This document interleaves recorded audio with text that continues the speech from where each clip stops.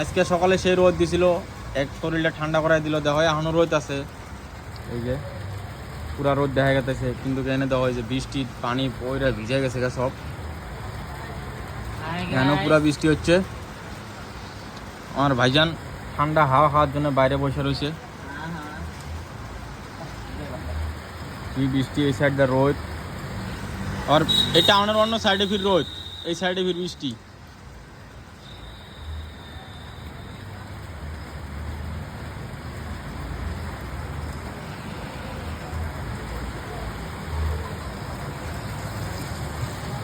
পুরা বৃষ্টি হয়ে গেল, আরো হয়ে আছে।